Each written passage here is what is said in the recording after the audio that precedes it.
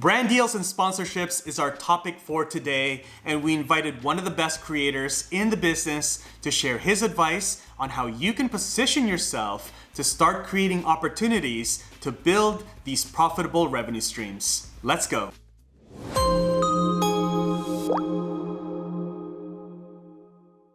Today we're talking with the man himself, Nick Nimmin, who really needs no introduction. If you're a YouTube creator, you've likely come across his videos or seen him on live streams at some point. He's been on YouTube since 2014, has over 41 million views, a channel with over 800,000 subs, and has helped countless creators along the way. Without further ado, let's talk to Nick.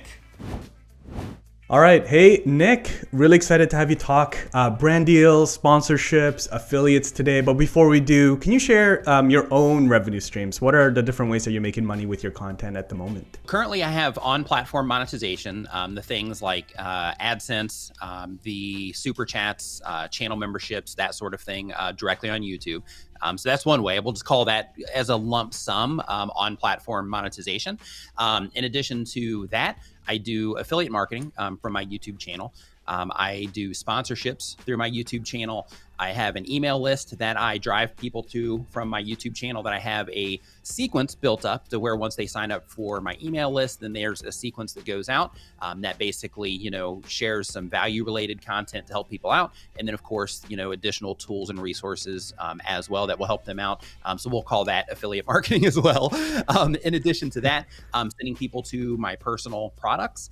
For example, I have a website where I have a store, a front end store, and then there's also a membership area as part of that website as well. So just spreading awareness about that, driving people over to there is another thing.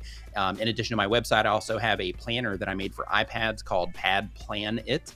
And with that, another, just one of those things to where, from time to time, I'll mention it in live streams or videos, things like that. And people will go over there and buy things. In addition to that, I also have merch off of YouTube. And then, of course, I'm also bringing attention to a relatively new thing that we launched. It's a video editing service called VidCharge. And I also make money through that avenue as well. That's incredible. So I'm actually was like writing that down. I couldn't keep up. But real quick tally, it looks like about 12 different revenue streams or so, right? 12 or so revenue streams. There's probably a couple more in there. So that's fantastic. Of all of those though, Nick, what are you would say is probably like the top 2 or 3 that drives like the top revenue streams for your business? Without question, it is affiliate marketing and sponsorships. Those two are the top 2. After that, I would say it would be my personal products and then YouTube from there. And then VidCharge, because we just started it, relatively recently. So that one isn't keeping up with everything else yet, but it'll get there. That'll get there. That'll get there. That's probably got a ton. Those things, one thing that I also forgot to mention as well, and I don't sell a lot, but all these little things that also that you also have available can add up into the full pie. But I do merch as well through Spreadshop. So I also do a little bit of merch sales as well. That's coffee fantastic. cups, shirts, shirts, gear, yeah. TubeBuddy gear, like this, that kind of stuff. Exactly. No, that's awesome. It looks like like we've had previous conversations with other creators here, top creators, and it's always been a mix of like passive and active income. Roberto was talking about that quite a fair bit as well in his interview with us. So that's awesome. Let's talk more about brand deals and sponsorships though. So we talked to a lot of our community here at TubeBuddy, and it's like the top of the list of the revenue stream that they want to build. And I'm curious why you think that is. Like, what do you think creators want to build sponsorships and brand deals? I mean, I have my thoughts, but what's your thoughts? What do you think creators are gunning for that? I think there's 2 things. One is they think that, hey, this is going to be a way that I can increase my income. So everybody, wants to make more money. I think that's just a natural or normal thing, I should say. Yeah. But in addition to that, I think that sponsorships for content creators, I think that sponsorships also add some type of legitimacy to what it is that you're doing. Because if you're just putting out content, on a regular basis and doing your thing and monetizing through all your different ways, that's fantastic. But when somebody reaches out to you and they say, or, if you're reaching out, if you're doing the outreach, but if somebody reaches out to you and they're like, hey, we would like to work with you in some way, all of a sudden you get validated from, from something that is outside of your audience, from something that is, outside of, just the normal feedback that you get. And I think that that's a really big part of it for content creators. But in addition to that, of course, everybody wants to make more money. I think that, those things are the primary reasons that content creators are interested in sponsorships. But in addition to that, I think it's also important for content creators not to look at sponsorships as like the only way to do things, because it's really important, like as we were talking about, the different ways that I currently monetize, the awesome thing about having a bunch of different ways that you have income is that, sometimes, one thing is up, sometimes, another thing is down. And then sometimes, when that thing that's normally up is down, then, the other thing is up, to kind of compensate. So when you have, all these different streams of income coming in, one of the really cool things about it is that, you have some that will carry a lot of the weight. And then you have the other ones that will just add up to, a larger sum collectively, even though if you look at them individually, they might not seem like they bring in that much. So, because of that, I would love for content creators to really focus on diversifying what it is that they're doing more than anything else, instead of like just gunning for sponsorships and saying like, hey, that's the way. Just sitting back and looking at all the different ways that you can monetize. I have a friend of mine, he's starting a YouTube channel right now. And he's never done any of this stuff before. He worked in the pharmaceutical industry, and he just got out of that job. And he's like, hey, I got some, money in the bank. And because of that, I'm going to, just kind of dedicate some time trying to grow a YouTube channel since I have you at my disposal. He's like my childhood best friend. So he's like, since I have you at my disposal, I'm going to give this YouTube thing a shot. Yep. And one of the first things that we did, because, being a content creator, you have to be able to make income. If you don't, then it's not sustainable, because, you got to be able to eat, you got to be able to pay your bills, you got to be able to take care of your family, things like that. So, the very first thing that we did is we figured out, okay, what type of content do you want to make based on the things that you're passionate about? And he knew that one already. But then before I was like, okay, hey, I'm going to show you how to do all this, I was like, okay, I'll get back to you here in a few days. I'm going to go through and I'm going to figure out, how these people are monetizing to make sure that what you're doing is something that will be sustainable over time. And by doing that, we saw that, this is definitely sustainable, but of course, and this is the really big part right here that I really want people to pay attention to. But yes, it would be sustainable, but in order for him to take things to the next level, I told him to start thinking right now before he even starts the YouTube channel, while he's still in that planning stage. I said, start thinking now of one, all the different ways that you can think of to monetize, not just what's, proven for other people to do, but start thinking of all the different ways that you think you could monetize.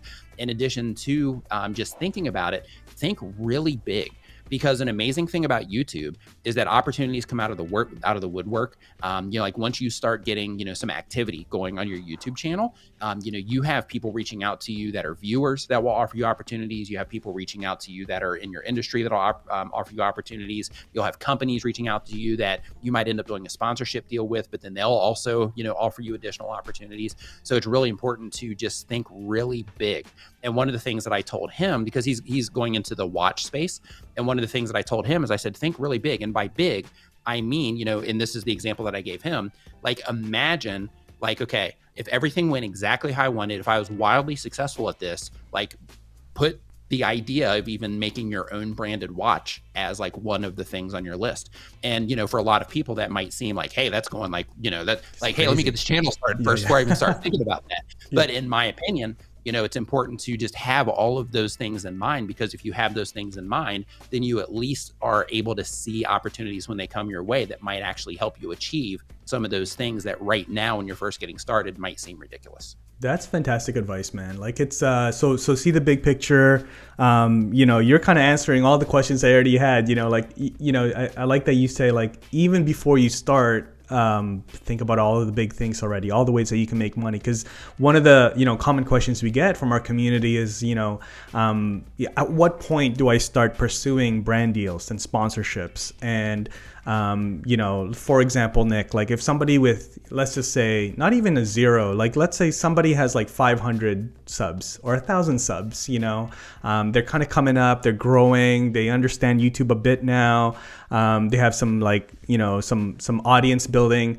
what do they do there to start positioning themselves for, some of these like 4-figure, 5-figure brand deals per month? Is there something they can do now to start attracting, that? Or do you think brand deals, like, unless you're reaching out through like LinkedIn or like, other ways to connect with these brands, do they sort of just like, do they come to you, or how do you see that happening? So when you're first getting started, it's typical that it's going to be like, you're not going to have, just an influx of people trying to work with you. Once you start getting momentum and people start paying attention to what it is that you're doing, and it's obvious that you're doing well, then you'll start having, like, you'll open your email and you'll be like, oh, wow, I've got, these are the, things that people are reaching out for me today for, trying to get me to promote. So, because of that, just always be open for that side of it. But if you really want it and you want it to happen quicker, then of course you got to start doing outreach. And by doing outreach, you use LinkedIn, like you mentioned before, Rob, but also, other things that they can start doing right now, planning for the future so they can hook up their future self, is go ahead and start creating relationships. Go ahead and start interacting with some of the brands that you would like to work with on Twitter. Think big brands, also think smaller brands. And the reason that you want to do that on Twitter, LinkedIn, anywhere that you possibly can, start engaging with their posts. When you make content about what it is that they're doing, post it on Twitter, tag them on Twitter so that you can just get on their radar. Of course, you can go through the process of sending them like a media kit and things like that. But there's a really good chance if you're at 500 subscribers, you're probably not getting that many views yet. So because of that, they might not work with you like right now. However, once you start getting a little bit more consistent with views, or just getting, a little bit more views, then, that can really open the doors for you, because you already have that, that relationship either there through people that you're talking to, or you are already on the radar, where you are, tweeting at them, or you're, tagging them on LinkedIn or whatever it is, to let them know, hey, I'm making content about your thing on a regular basis. Right. So a mutual friend of ours, Daniel Batal, he actually took that approach with Filmora. He was already making content, and because he was already making content, about them, he reached out and he's like, hey, I got, like all these videos about you, like we should work something out. And they went for it. So the idea is to go ahead and start planting those seeds, because then when you plant those seeds, then it puts you on the radar. And once you're on the radar, then when they are looking for influencers to work with, or they just think your stuff is really cool and they want to associate their brand with what it is that you're doing, then it's going to be much easier to open that door. Because, one big issue I see with content creators on YouTube, everywhere actually, is everybody looks at all these companies and it's like, hey, I want to work with this company. I want to work with this company. I want to work with this company. But everybody kind of forgets that all these companies are ran by people, right?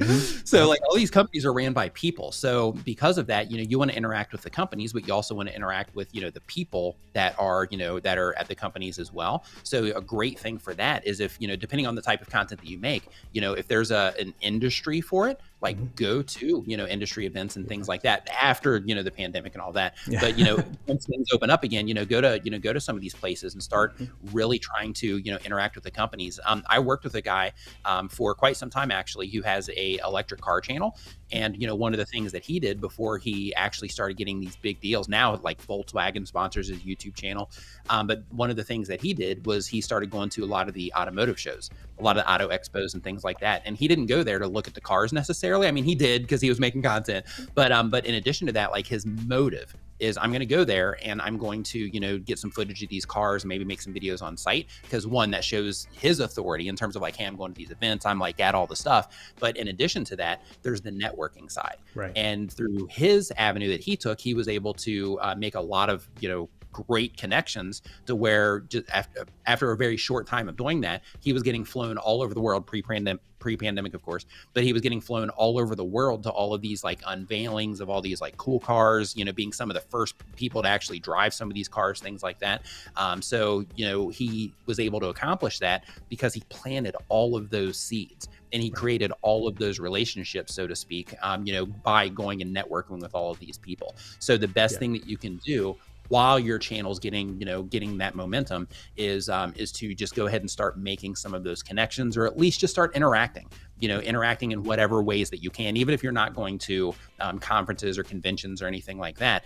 It's about, just interacting, because when somebody knows that you're there and that you have something that's a perfect fit for what it is that they're doing, you are drastically increasing your chances of possibly getting a future deal just by, those interactions and them, being on your radar. Yeah, I love that. I love that. Are you talking about E for Electric? Yeah, Alex. Yeah. Alex. Oh, that guy's a beast great, now. Man. Yeah, that's and he awesome. came into it. He came into it with that mindset, like, hey, I'm approaching this as a business. Yeah. And he did. And part of, any business as well. Like Rob, if you and I started something right now, and let's say we started a thing where we're selling bells, right? Yeah. So, one of the things that we do, if there's anything about, little desk accessories, we're going to go to that thing so that we can start talking to people. Like you, as a matter of fact, you're one of the most networked people I think I've ever talked to. So like, you probably over everybody else, really understands the value of, just Absolutely. awesome relationships.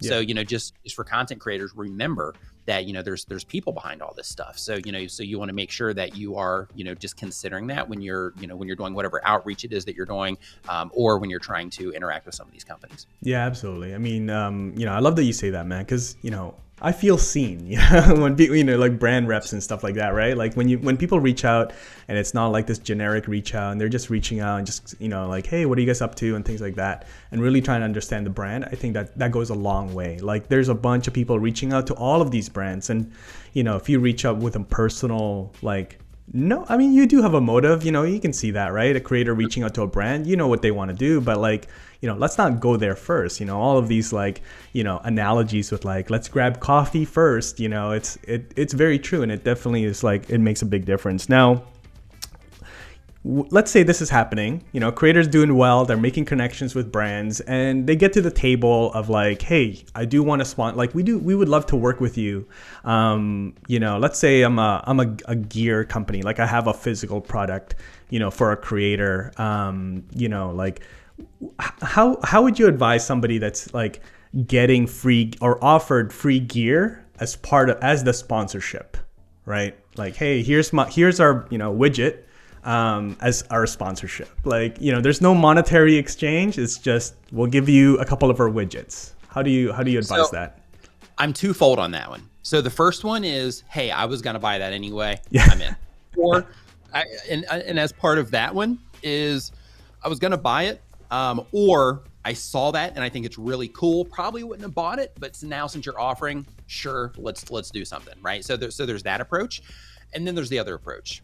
The other approach is that a lot of content creators will look at, hey, this company's going to send me this thing, so that, that validation that I was talking about before, those companies are playing into that. And, this company's going to send you this widget. So they're going to send you this bell that you can, use in your videos. And you're thinking to yourself like, oh, this is going to be, this is going to be kind of cool. But some of the things that you're not thinking of is that in this specific case, this bell, this might have cost like $1 or $1.50. And, if they were to send you this bell, you have to take your time, which is the most valuable thing that you have. You have to spend time recording the actual piece of content. You have to spend time editing that content, processing your audio. You might even be paying for like a music service that you're using or something like that in order to, get the right song for your music. You might be paying a subscription to a video service, and a percentage of that would be dedicated, of course, that monthly fee that you pay for that would be dedicated to that video that you're making for them. And you're going through that entire process, not including the research in order to get it in front of the right people, not including actually uploading it to YouTube, going through that optimization process, the time it's going to take you to put a thumbnail together, come up with a good title and all of that. You're doing all of that in this case for, like $1, $1.50, versus if you could have done that as an affiliate in that case, then in that case, you would have actually given yourself the opportunity to make money long-term off of that video, plus possibly in the immediate when people first start interacting with what it is that you're doing. So brands use this, just as a heads up, brands use this as a way to take advantage of people. They don't do it intentionally, so to speak, as we're taking advantage of people, but people do take that approach. So I was in a Clubhouse, just to give another reference here really quick. I was in a Clubhouse conversation listening as an audience member. And in that conversation, it was basically a bunch of, marketers in there. And I love the marketing community. I'm a marketer myself, so I love the marketing community.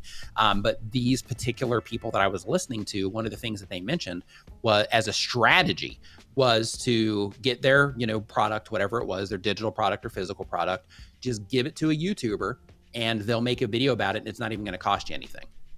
And when I heard that, it was like, ooh, right? Like the steam blew out of my ears. I was thinking to myself, like, yeah, they're right though. Right. They're right. It's not going to cost them anything. From the marketer perspective, it's going to cost the content creator everything. It's going to cost them their time, their video idea, their, all the stuff that I listed before. And personally, I think that's a really uncool thing, for companies to do. Now, on the flip side of that, let's say Rode reaches out and they want to send you a Rodecaster. That's like an $800 thing. And if you have, in that particular case, then that might be more worth it for you to turn on your camera and go through that particular process. Because if it took you a day to do all that, then that's essentially $800 that you would get for the day that, that you got the device instead. But then you have that device that you as long as you would use it, then you would have that device that you would use on a regular basis and things like that as well. So you win all the way around in that particular situation. But even still, in situations like that, it's important. Like if a company reaches out to you as a content creator when you're first getting started, if a company reaches out to you and they're like, hey, we want to send you this thing, go and look and see if there's any affiliate programs around that particular thing. See if it's available on Amazon to where you can drive traffic to it on Amazon, because you might find that, sure, they're going to send me this thing that cost me $800 or that would have cost me $800 that I may or may not have bought. But if I make a video about this, and people go through my Amazon link or my B&H photo link or, whatever it is for the type of content that you make, if they go through that link, then, you'll be making commissions, shortly after you publish that video, as long as, your video performs well, of course, because we can't, hide that elephant in the room. Like your video itself has to, perform in order for you to be able to convert people. But as long as you're getting, views on that video, people are seeing it and you're fulfilling that need in terms of the information they're wanting to know about that item, and they're clicking on your links, then in that case, long-term, you'll end up making way more than that, than that $800 that you would have saved by them sending it to you. Now, I also understand with that, there's other things as well. Like when I first started doing all this stuff, like I had a lighting company send me some lights, Aperture. I still use them. They're fantastic lights. But for me at that point in time, I was like, you know what? Where I'm at right now, like I can't justify spending, the kit they sent me was like well over $1,000. And I'm like, I can't justify spending, well over $1,000 for lights when I'm using this hacked together lighting kit currently through like, they're essentially like work lights, just using like compact fluorescent bulbs, but it's a totally hacked together thing. Like instead of me, even considering spending the money on that light kit, I was like, hey, I'm growing my channel fine just using this like hacked together light kit, and it's perfectly okay. So I don't need this stuff, but by having them send it to me and mentioning it in videos from time to time, that's going to help me improve what it is that I'm doing without me having to put that money out up front. Mm-hmm. So, in that situation, it made sense because, I didn't need the upgrade, but having that upgrade helped me make my videos look better because the quality of light is better. So, just little things like that. So if you do find that like, yeah, okay, this is something to where maybe it would be a better thing to make a video on this and look at the affiliate revenue long term. But if you're like, hey, right now, I don't have a spare $1,000 in this example to spend, on my YouTube channel this month, then in that case, taking a deal like that, it serves a good purpose in your life as well, mm-hmm. as bringing attention to, the company that's going to be sending you the thing. So, in that case, if you're like, hey, I'm in that build process right now, I'm trying to get, a foothold on all this. So anything somebody can send me is going to be a win. Then in that case, go for it, obviously. Another thing as well is, like my friend with the watches, in his example. One of the things, because, he collects watches, Rolexes and all that stuff, he collects them. But as part of what it is that he's doing, he's also, going to be covering other watches. And while he's covering those other watches, as a means to not have to buy, all these watches to make, 52 videos a year. So as a means to not have to spend all that money on watches, he is going to be, reaching out to these brands as his channel starts going, trying to get either loaner watches or, dedicated watches that they'll send him in order to be able to make the content that he needs. So then that way it's serving two purposes. And One of them is, of course, being able to send like affiliate traffic to it or whatever, but it's also helping him be able to actually make the content that he needs to make. So, like let's say, for example, if we took that into like the tech space and you're a tech person, well, if you need to make content and you don't want to just, constantly be outputting cash in order to make it happen, then of course, if somebody sends you, a widget that has electronics in it and you can make a video about it, then, that might be a good thing. So, you have to make sure that you're balancing those things. But, most importantly, though, you got to make sure that you're not being taken advantage of and that you're also taking the right approach. So if you could, spend that, $1,000 on that light kit, or if you could, spend that money on those additional things that somebody would send you, then in that case, think long-term. Because a beautiful thing, I should say, with YouTube is that when you're publishing content to YouTube, it will stay there until it gets taken down. So because of that, that video that you published today might drive you, hardly anything. When you first publish it, you might be like, hey, this affiliate thing isn't working for me. But then, after you have, a little bit of momentum on your channel, YouTube starts testing that video against some of that new audience that's been interacting with your content, or you are intentionally driving traffic to it. Then in that case, that video can get its own legs, and then it can start, bringing in, that revenue that you might not get right at the time of publish. So, it's just really important to balance out what it is that you want, but also not to let brands take advantage of you, and be intentional. And just consider, like, when I'm making this, sure, they might send me something, or I might be able to promote it as an affiliate, whichever one, but you got to consider the position that you're in currently. And then you got to think like, okay, do I think that I can make a video that's competitive enough for the platform that will bring attention to this so I can make money from it as an affiliate? Because you'll make long-term, doesn't matter what it is, you'll end up making more money as an affiliate long-term than anything that somebody's going to send you. Oh, absolutely. Absolutely. And what I've seen other, some creators do as well. I've seen this in, my wife watches some, fashion vloggers and stuff, and they've, they'll get free gear, like free clothes, not gear. They'll get free clothes and stuff, free shoes, and then they'll resell it. Like they have a section on their website where they're like reselling like barely used clothes, right? And nice stuff. So, and I've seen like tech creators do that as well, right? Reselling microphones. Like how many microphones do you need, right? Like after a certain point, you're like, I'm good. Like send me the stuff, I'll do a review, but then I'll resell it. And that's part of their business, revenue as well. Yeah, that's a great approach as well. Like, if somebody is giving you something, you're like, hey, I'm not actually going to use this. Yeah, selling it on the back end. Yeah, that's a fantastic approach. That's one way. Yeah, for sure. In terms of the brand deals themselves, like, one-off brand deals, multiple monthly sort of recurring brand deal contracts. Do you have any position on that, Nick? Do you have certain requirements? Yeah. Absolutely. So for me, when I was first getting started, if somebody reached out and they wanted a one-off video, I would take it. I'd be like, hey, this is adding to my YouTube business. So, whatever income from this, I'm going to be able to reinvest it into, what it is that I'm doing through equipment, things like that. So I would take anything that would come that would be a good fit for my audience, and that I was cool with the actual product itself. In terms of like, I saw the value in it, or I used it myself. In that case, then of course, I would do those one-offs. And then, once I got to a certain point, I started thinking about it, and I was like, okay, so these one-offs, I can actually go out and start chasing these down, or I can start trying to work out like longer term deals to where I don't have to be on like a hamster wheel in order to have sponsorships be, an arm of my monetization for the channel. So at that point in time, I was like, okay, let me see if I can start getting people to do like 3 videos. And, I did a couple of those, literally 2. And I was like, okay, yeah, so 3 videos, no problem. Both of these people, when I did it, they're like, yeah, no problem at all. They didn't even hesitate. There wasn't a rebuttal. Like it was nothing like, okay, yeah, we'll do 3. So I was like, okay, let's see if we can keep this going. So now what I'll do is I'll offer packages, and those packages will be like, I just will not do a one-off video. So there's that. But my minimum will be 3. And those 3 will be really expensive if somebody wants to do them. But if they want to go for a longer term deal, like, like a 6-month or like a 1-year thing, then in that case, I'll hook them up. And the reason that I'll hook them up on the price is because, one, I won't do that deal unless it's somebody or a company that I truly believe in. And I know that they're going to hook up the people that I send there, and I know it's going to be a great fit for my audience.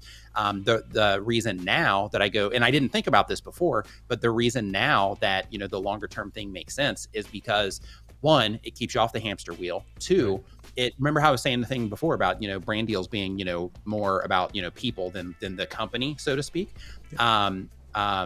You get to create deeper relationships with the people that you interact with. So, for example, I have one sponsor deal that I do that in that particular one, we have a monthly meetup, and I love it. Like, a lot of people might be like, hey, it's a pain or whatever. I love it because, one, it helps keep us on track and make sure that, we're syncing up with what it is that they want versus, what it is that I'm giving them. But, along with that, other opportunities have also, opened up as part of that as well. But when you do the more longer term things, it helps you deepen the relationship with your contact there. And in some cases, whole teams of people, which is great. But in addition to that, it helps you continually expose that brand to your audience on a regular basis. And then over time, and this has happened with TubeBuddy as well. Like before TubeBuddy was like a sponsor like they are now, when they were just sponsoring the live streams, but I was just on the affiliate thing. I still, just because I love, Phil and Jim over there. So, because of that, like I would have TubeBuddy stuff all over the place and, all that, just trying to bring as much attention as I could, to them, because, that relationship thing I was talking about before, just how, when people are awesome, like you get to the people behind the brand, right? But in the TubeBuddy situation, the really cool thing there is that it helped almost make my brand kind of synonymous with theirs in a way, sort of. And what I mean by that is I started having people send me emails, I still do, for like customer support. And I have to, tell them, hey, go to TubeBuddy. I started having people ask me if I own TubeBuddy, things like that, because I was bringing so much attention to them and they were just kind of everywhere in my content. And so when you do these longer term deals and you're constantly exposing, your regular audience to these companies, it does, a handful of things. One, it shows them that you really back this company. It's not like, hey, I'm just making this video, they're throwing me a few bucks, and then, we're moving on. It's like, hey, I really back this company because, we're working together. Like, I'm continually talking about this company. So it just continually brings attention to the brand from your audience, but it also creates a lot of trust for the brand as well. So the brand really wins. Like, as a content creator who doesn't do that, they might be thinking like, right, how am I going to get somebody to, to do that? But really, like, the value and how you pitch it is you just pitch it on, that longer term relationship, because, the nature of YouTube is that, somebody that watches, if you just publish 10 videos, the person that watched video, 1 and 3 might not necessarily even see 5, 8, 7, and 9, right? But they might come back in for 10. But if you are talking about whatever product or service it is that you're bringing attention to, in a lot of that content, then the people that you're trying to bring attention to this brand to, they're going to see it. And they're not only going to see it, but they're going to see it, as they hit every one of those videos that you have that brand in there. And in addition to that, other little details as well, like, like having the, the gear and all of those things, to where you can subtly bring attention to the brand through other things that you're doing as well. So when you create that long-term relationship, it's really awesome, because then you get to try to do all of these, little subtle things, some obvious things or whatever, to where you're just continually bringing that value to them. But remember, you only do this with companies to where you're like, yeah, they have awesome stuff, and therefore I'm going to make sure that I'm, continually bringing attention to them, because, my audience, will get tons of value out of this. And then my role, just being in the middle of this, connecting the two, I win, of course, in that situation. The viewer wins, you win, and then the company wins when you do the long-term relationships. When you're just doing one-off videos, it's just like, hey, here's a video. I don't even know you. We're doing this whole thing through email. We haven't even, hopped on a call. We're doing this whole thing through email. Sure, here's, a video or two, and then it's done. You move on. There's no real anything there. But when you have these longer term commitments, it really creates a much different experience all the way across the board through everything it is that you're doing. Yeah, it's just way more successful. I think this is a testament to your skills on YouTube. Like guys, like Google or search TubeBuddy on YouTube, and you'll see Nick's channel come up even like before any of our content. And that's just, I think it's one of the and not just because I work at TubeBuddy, it's like one of the best success stories in terms of like content creator and a brand really coming together. You mentioned Daniel Batal. Like when I think of Filmora, I think of Daniel. Like I know, exactly. So there's just so much that you can benefit from with that. Let's talk a little bit about affiliates, because man, you have been crushing it on our affiliate program. I know that for a fact, managing the program. So that's amazing. Do you have some advice, some advice for our, affiliate partners out there, and just affiliate marketers? I guess I don't want to say affiliate marketers, content creators that are building affiliate revenue streams, on YouTube. Do you have some advice for them? Because the way that you do it, and if any creators are studying your content, you do it in such a non-pushy, non-salesy way to use your affiliate links, right? It's like you're looking, the viewers looking for your links. They're not trying to go directly to the website or anything. Like, what's been your secret to that success with building that revenue stream there? Before we step into that one, let me Sure. just, because this is a perfect bridge to actually mention this. Another quick tip, once you do start doing sponsorships, is also try to, if they do have an affiliate program, as part of your sponsor relationship, also try to have a separate affiliate relationship and keep it separate. The reason for that is because, let's say, and I do this with everybody, and the reason that you want to do that is because, let's say that you get that year down the road and the contract's up, or 6 months down the road and the contract's up. Let's say the brand is like, hey, our that campaign is finished, we're going to move on, try somebody else, whatever the thing is, you just end up not working with them anymore. Then you still get to maintain the affiliate income that you've generated over that time as well, in the process of bringing that awareness to them. So just a really quick tip there that I wanted to bring to everybody's Great attention. advice.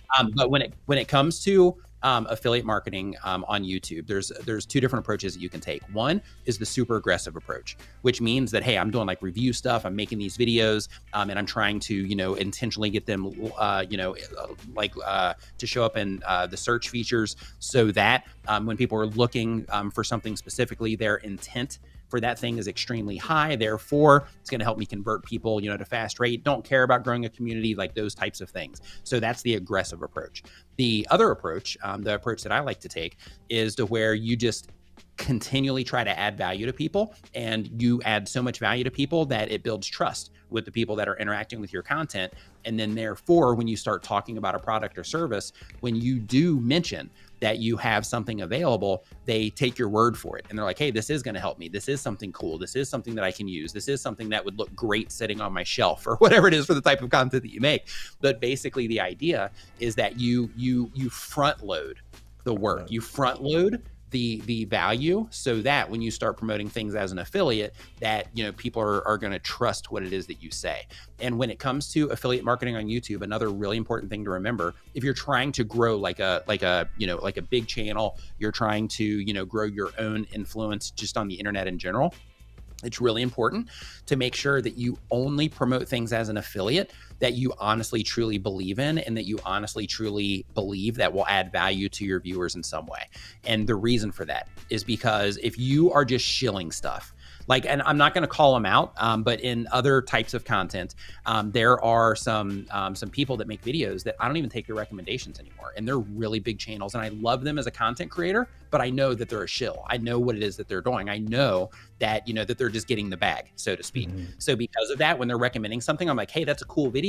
I'll watch that video, but I'm not going to buy it just because you're saying that it's something cool. It's going to help me, because you kind of flip flop all over the place with this stuff, and it's clear that you're a shill, which is cool. They're taking that approach, which is fine. But when it comes to YouTube, when you are recommending things, especially, when people are watching your content on a regular basis and you're recommending things, if you recommend something and they have a bad experience, or it's not what it is that you say it is, or it doesn't work as smoothly as you say it is, or it doesn't do what you say that it's going to do, and things like that, then those people aren't going to take your advice anymore. They're not going to take your recommendations anymore. Anytime that they, that you're like, oh, hey, this thing's awesome, they're going to be like, oh yeah, he said everything is awesome, and everything that I've tried, sucks. So, you're going to dilute your influence if you're not promoting, if you're taking that approach, you're not trying to, do the aggressive side of, just getting stuff in search. You don't care about everything else. If you're trying to grow, everything else, your own brand, along with what it is that you're doing,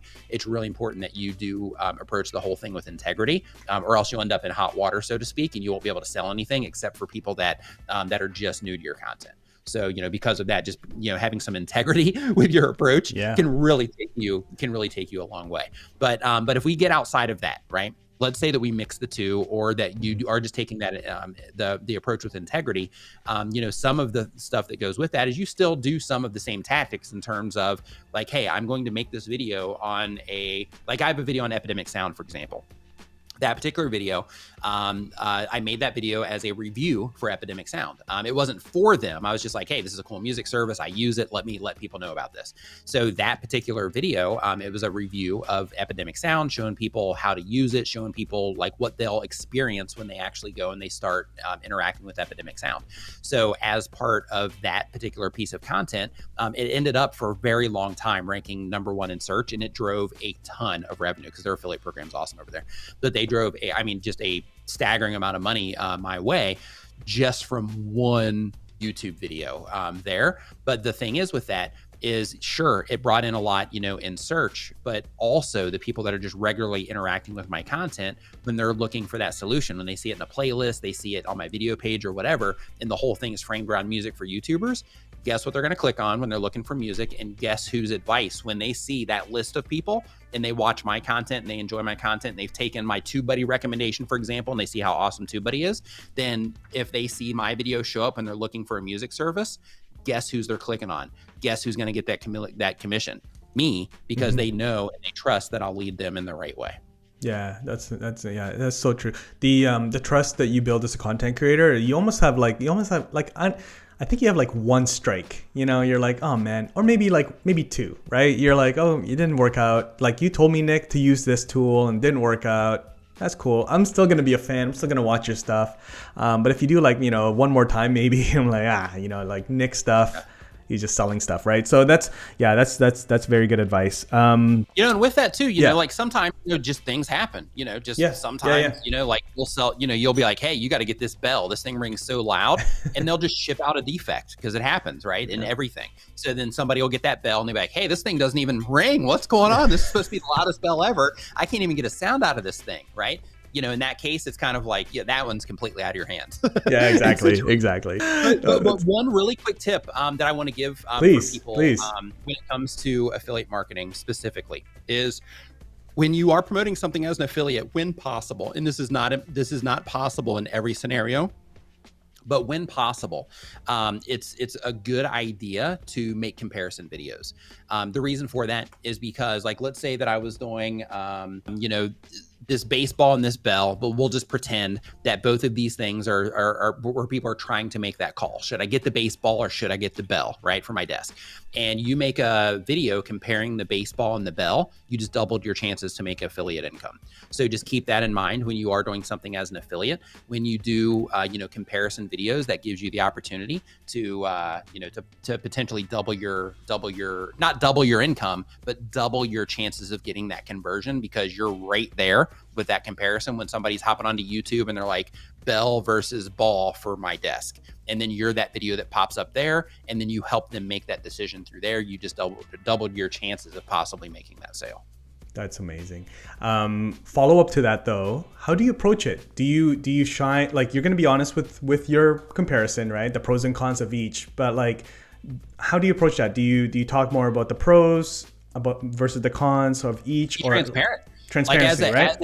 Like if you're doing a comparison, just be transparent. Like, let people know, what it is that you think.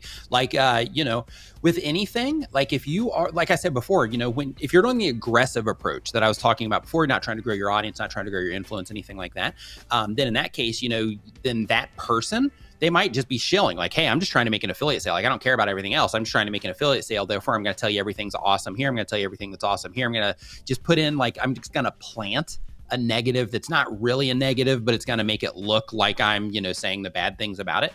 But, if you are somebody that's like, hey, I'm just trying to have some integrity as I'm doing this whole thing, then in that case, just be transparent. Let people know what it is you think. And the more honest that you are with the people that are interacting with your stuff, like we were talking about earlier, Rob, the more honest that you are, the more people are going to take the recommendations when you give them. So, if you're telling somebody like, hey, I'll tell you what, I'll be honest with you. Like, I compared both of these, and there's some stuff that are really cool. Like if I throw these across the room, they both fly, pretty well. However, this one right here makes a ton of noise. So, you know, I don't really like a lot of noise. So because of that, you know, I personally, if I was going to be the one making the choice instead of you, I would go with this one 10 times out of 10. Right. So, you know, just being honest, like, you know, these things suck about it. These things are awesome about it. And then just letting them know what your thing would be with it. You know, take that approach. And then let them decide. Yeah, I love it. Nick, this has been really good, man. I wish we had I had 3 hours with you and I can just pick your brain, but we'll have to definitely get you back on again. I know you've got other things that are, you know, in the works and super exciting, and we definitely want to be part of that. So for the meantime though, Nick, what is the best place for people to find you? I mean, of course your YouTube channel, but I know you've got other things as well. Yeah, you can just go to my website, nicknimmin.com, or you can just do NickNimmin into Google, and it'll lead you to my Twitter account, you know, my YouTube channel, my website, all of those things. You might even see some TubeBuddy videos popping up there, maybe. I'm sure they will. I hope you enjoyed that conversation with Nick. If you did, please make sure to give this video a like, leave a comment down below, and then check out one of these other interviews to learn more about growing your different revenue streams. And again, my name is Rob with TubeBuddy. We'll see you in the next video.